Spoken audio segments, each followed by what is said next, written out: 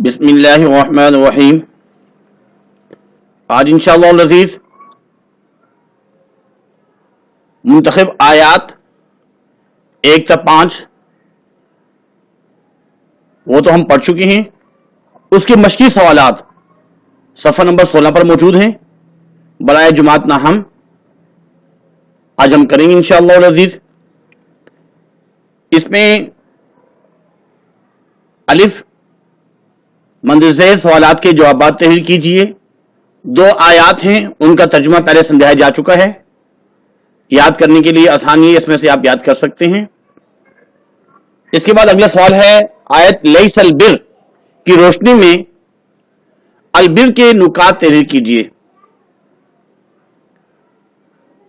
جواب، آیت البر کے اہم نکات یہ ہیں، ایک ہیڈنگ بنائیں گے اور اس طرح پوائنٹس کی صورت میں اگر لکھے جائیں تو زیادہ بہتر رہے گا، تاکہ سمجھ میں بھی آ جائے کہ اس آیت میں، کیونکہ یہ آیت البر ہے، اس میں اللہ رب العزت کیا فرما رہے ہیں۔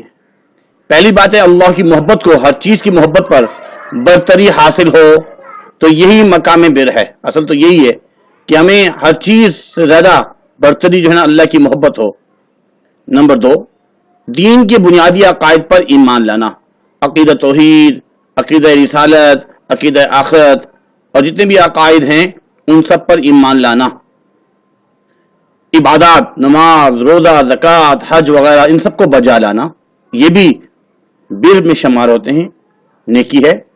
اپنے مال کو دوسرے نیک مصرف میں خرچ کرنا، دوسروں کو بھی استعمال کرنا، دوسروں کو بھی دینا، غریبوں کو بھی، محتاجوں کو، ہر ایک کو دینا، رشتہ داروں کو دینا۔ عہد و پیمان کی پاسداری کرنا، جو ایگریمنٹ کیا جا رہا ہے، وعدہ کیا جا رہا ہے، معاہدہ کیا جا رہا ہے، اس کو پورا کرنا۔ ہر مشکلات پر صبر کرنا، حالات آئیں گے لیکن صبر کرنا ہے۔ اس کے بعد بے میں ہے منزل الفاظ کے معنی تحریر کیجئے۔ البأس تکلیف کو کہتے ہیں، بس پھیلانا، حوبن گناہ، بسا پھیلانا یا پھیلایا جو بھی، حوبن گناہ کو بولتے ہیں۔ نحلہ خوشی، السفہاء ناسمجھ۔ جیم منزل سوالات کے مختصر جوابات تحریر کیجئے۔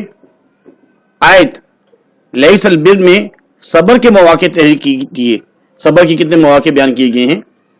آیت لیس البر میں صبر کے 3 مواقع بیان کیے گئے ہیں، کون کون سے؟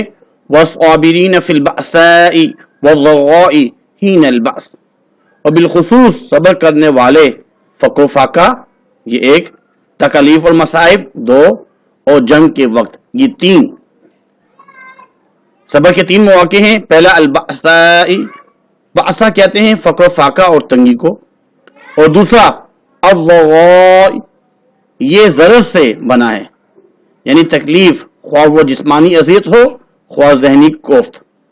تیسرا میدان جنگ ہے، جہاں انسان جان کی بازی کھیلتا ہے اور نقد جان ہتھیلی پر رکھ کر اس کو خطرے میں ڈالتے ہوئے میدان میں آتا ہے۔ اس کے بعد جیم کا جو ہے سوال نمبر 2، صلہ رحمی کا مطلب کیا ہے؟ تحریر کیجئے۔ جواب، لفظ صلہ وصل سے مشتق ہے، وصل، جس کے لغوی معنی جوڑنے اور ملانے کے ہیں، اور رحم کے لغوی معنی شفقت، رحمت اور ہمدردی کے ہیں۔ صلہ رحمی کہتے ہیں اپنے رشتہ داروں کے ساتھ حسن سلوک اور خیر خواہی کرنے کو۔ صلہ رحمی کی اہمیت قرآن و حدیث کی روشنی میں، قرآن و احادیث میں بہت سی جگہوں میں صلہ رحمی کی تاکید آئی ہے، چنانچہ اللہ جل شانہ کا ارشاد ہے، اس اللہ سے ڈرو جس کے نام پر ایک دوسرے سے مانگتے ہو، اور رشتے ناطے توڑنے سے بھی بچو، بے شک اللہ تعالیٰ تم پر نگہبان ہے۔ سورہ نساء۔ اس آیت میں ارحام سے مراد رشتہ داریاں ہیں جو رحم مادر کی بنیاد پر قائم ہوتی ہے۔ حضور صلی اللہ علیہ وسلم نے فرمایا، جو شخص یہ چاہتا ہے کہ اس کے رزق میں برکت ہو، اس کی عمر لمبی ہو، دراز ہو، اسے چاہیے کہ صلہ رحمی کو اپنائے، صلہ رحمی کرے، رشتہ داروں کے ساتھ اچھا سلوک کرے۔ نمبر 3، یتامہ کے اموال کے متعلق سرپرستوں کو کیا ہدایت دی گئی ہے؟